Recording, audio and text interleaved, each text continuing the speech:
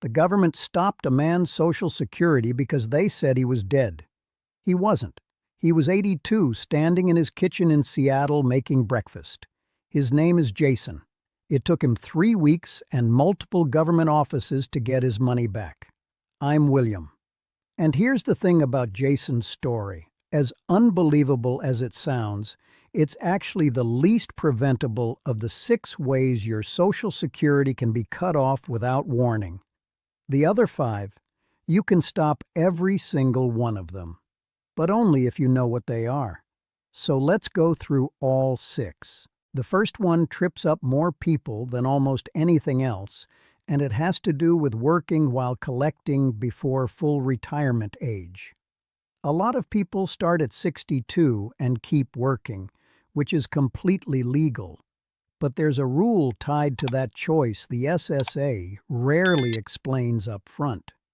In 2026, if your earnings go above $24,480 a year while you're collecting before age 67, the SSA withholds $1 for every $2 you earn above that line.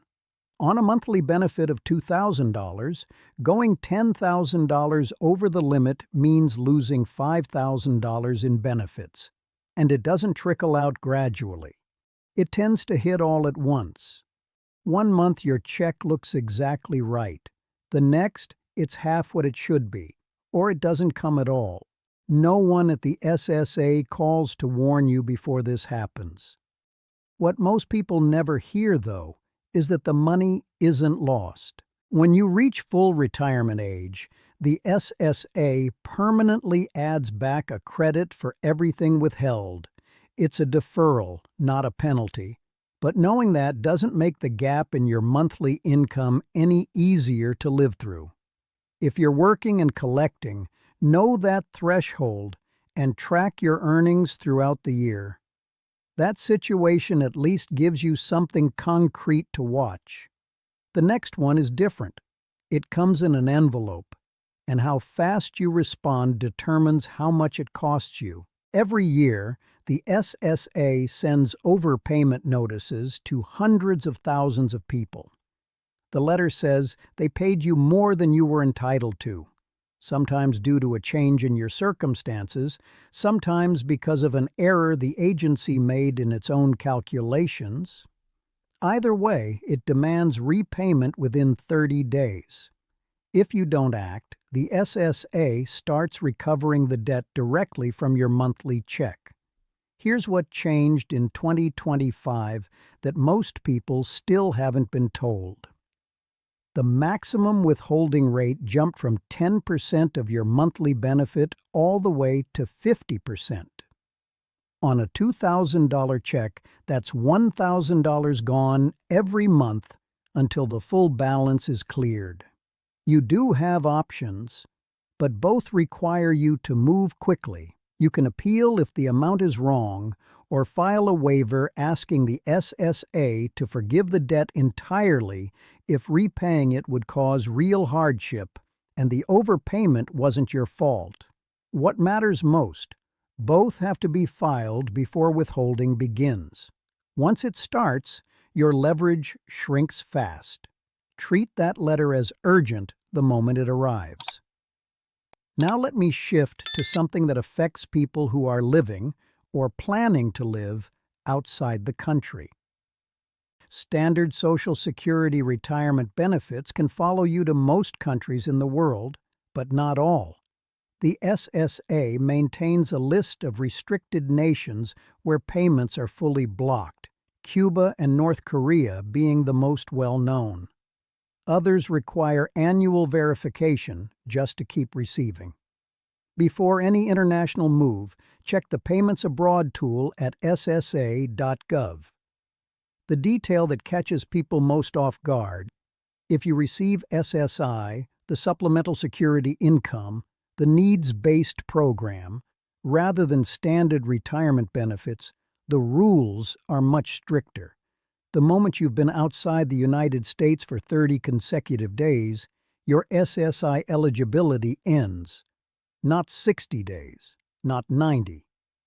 Day 30, payments stop, with no back pay for the time away. Plan around this carefully. Don't discover it after the fact. Now, I want to pause here for a moment. I know some of what I've covered may feel specific, like it applies to someone else's situation. But stay with me for the next two because these are the ones I've seen cause the most genuine shock.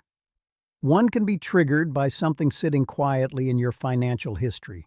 The other has nothing, absolutely nothing, to do with anything you did. Most people know that credit card companies and hospitals can't touch their Social Security. That protection is real, but the federal government operates under an entirely different set of rules. If you have unpaid federal taxes, a defaulted federal student loan, including Parent Plus loans, or court-ordered child support or alimony payments you've fallen behind on, the government has the authority to garnish your Social Security directly. No court date, no advance warning call. The money is simply withheld. In 2026, federal student loan enforcement is particularly active. Collections resumed after the COVID pause and have been treated as a clear priority. If you have any outstanding federal debt, even something you haven't thought about in years, check its current status before it shows up as an unexpected line on your bank statement. From there, let me cover a rule that's entirely within your control, but only if you know it exists. If you receive SSI, certain life changes must be reported to the SSA within 10 days of the end of the month in which they occurred.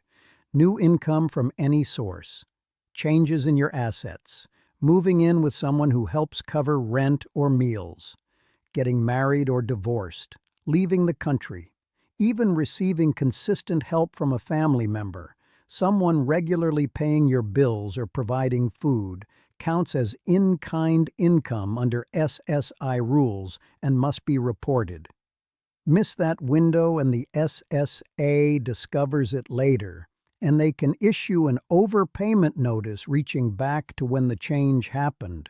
Months or even years of payments reclassified, all subject to that 50% withholding rule.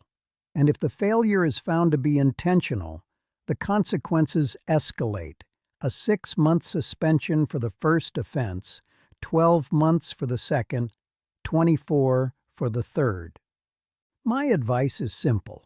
If you're ever unsure whether something qualifies as a reportable change, contact the SSA and ask. That 10-minute conversation is worth more than you might think. And now, I promised we'd come back to Jason. Every year, roughly 10,000 living Americans have their Social Security stopped because federal records incorrectly list them as deceased. It almost always starts with a single transposed digit. A funeral home submits a death record, enters one wrong number in a Social Security ID, and the system flags the wrong person. What follows happens fast. Payments stop immediately. Banks receive the federal death file and can freeze accounts. Credit bureaus mark the file as deceased, cutting off access to new credit. Medicare coverage can be suspended. All of it, overnight, without a single warning. Jason found out because his check didn't arrive. 3 weeks. 3 weeks of showing up in person, ID in hand, explaining to government workers that he was alive, before everything was finally corrected. The SSA acknowledged in 2025 that fixing these errors creates real backlogs across thousands of cases. Here's what I want you to do right now, while you're thinking about it. Log into My Social Security at ssa.gov and confirm your record shows you as alive and active.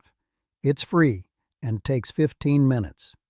And if your payment ever stops for a reason you can't immediately identify, ask the SSA one specific question. Does my record show a date of death? 6 situations.